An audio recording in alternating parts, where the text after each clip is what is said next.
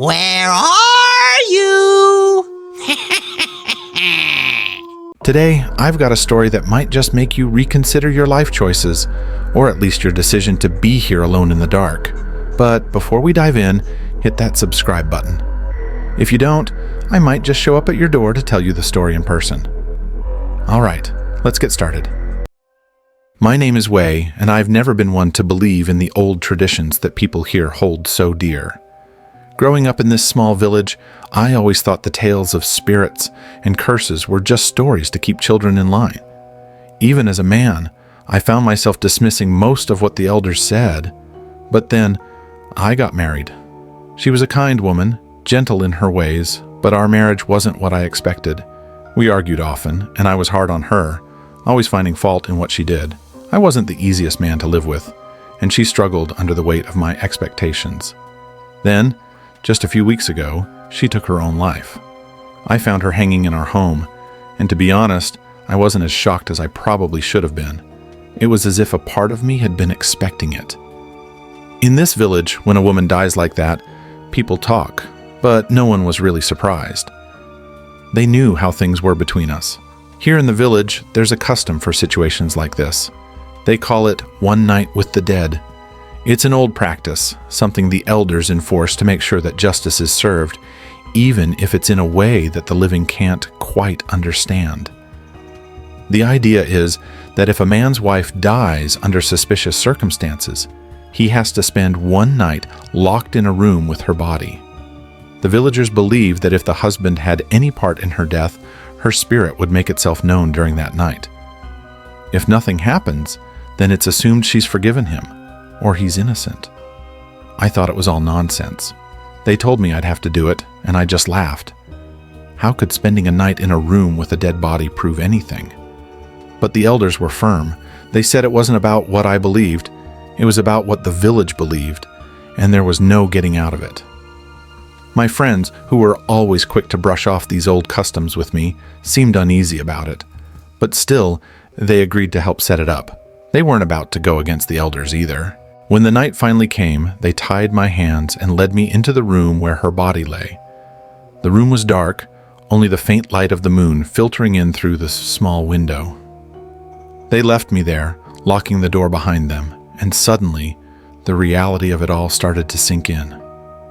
There I was, alone in the dark, with nothing but the cold, lifeless body of my wife for company.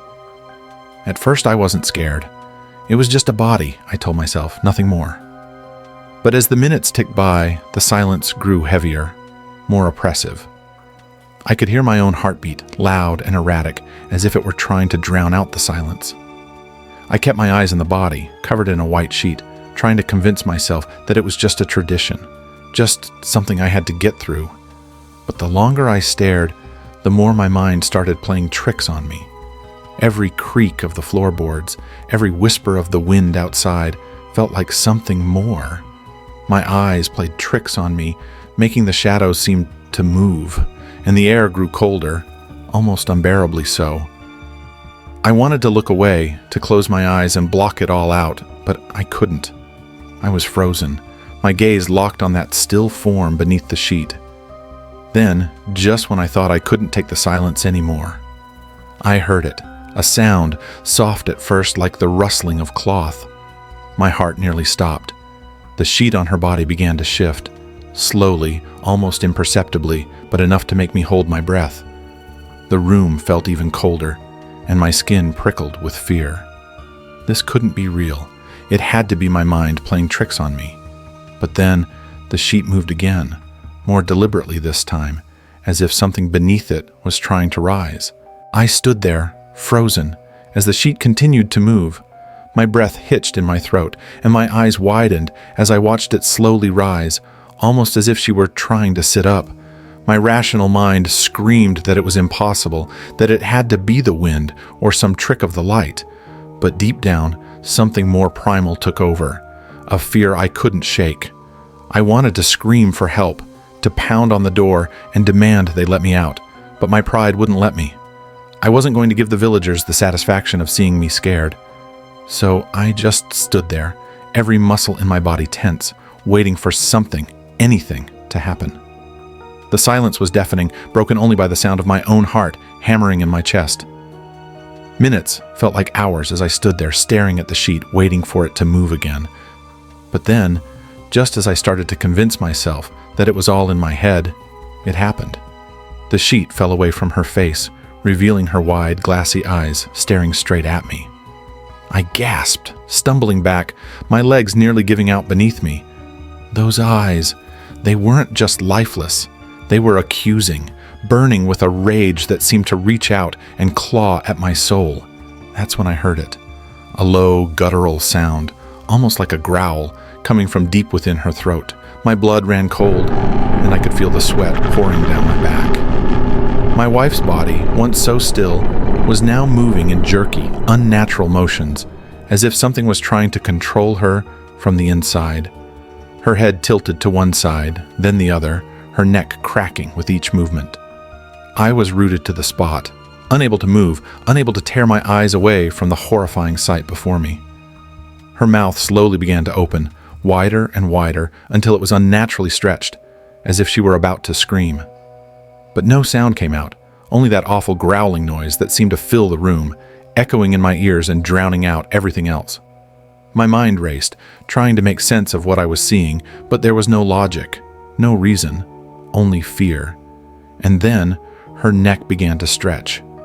I couldn't believe my eyes as I watched it elongate, twisting and turning like a snake, her head inching closer and closer to me. The air in the room grew thick and suffocating, the smell of decay and death overwhelming my senses.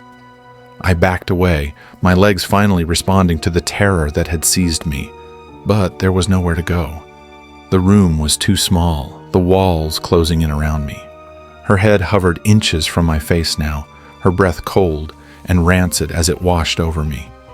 I could see every detail, every vein in her pale skin, the bloodshot eyes that bore into me, and that horrible twisted smile that spread across her lips. I couldn't take it anymore. My knees buckled, and I collapsed to the floor, covering my head with my hands, trying to block it all out. But the sounds, the growling, the cracking of her bones as she moved, kept getting louder, more insistent, until they were all I could hear. I could feel her presence looming over me, waiting, watching, as if she was deciding what to do next.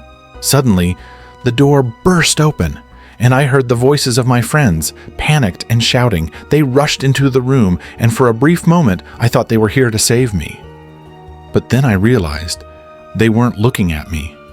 They were staring in horror at the spot where my wife's body had been. I forced myself to look up, trembling with fear. The room was empty.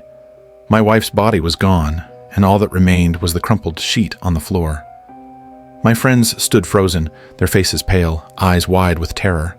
One of them, the one who had been missing earlier, pointed a shaking finger at the corner of the room, his voice barely a whisper. She was right there. We saw her." But there was nothing there. No body, no sign that anyone had been in the room at all. The only evidence of what had happened was the look of sheer terror on their faces, and on mine. I struggled to my feet, my legs barely holding me up. My mind was reeling, trying to process what had just happened. It didn't make sense. Had they seen the same thing I had?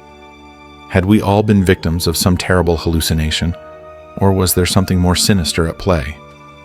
But then, as we stood there in that cold, dark room, one of my friends finally spoke, his voice trembling. "It wasn't just her," he said, his eyes darting around the room, as if he expected to see something emerge from the shadows. "I saw someone else, someone who shouldn't have been there." The blood drained from my face as his words sank in. I turned to him, my heart pounding in my chest. "What do you mean?" I demanded, my voice shaky. He swallowed hard, his eyes filled with fear. "The one who was supposed to pretend he was with us the whole time, but there was someone else in the room. Someone real." The silence that followed was suffocating. "But he be yours." We all knew what he was saying, what we had all just experienced. It wasn't just the ghost of my wife. There had been another presence in the room with us, something we couldn't explain, something we had no control over. And as the realization dawned on us, a cold, creeping dread settled over me. This was no ordinary night, no ordinary custom. We had unwittingly unleashed something far more terrifying, something that would haunt us long after this night was over. We left the room in a daze, too shaken to speak, but as I stepped outside into the cool night air, I felt a strange sense of relief. Whatever had happened, whatever we had seen, it was over, or so I thought. But as we made our way back to the village, I couldn't shake the feeling that we weren't alone. That something or someone was watching us, waiting in the shadows, ready to strike again. And in that moment, I realized that the nightmare was far from over. The horror had only just begun.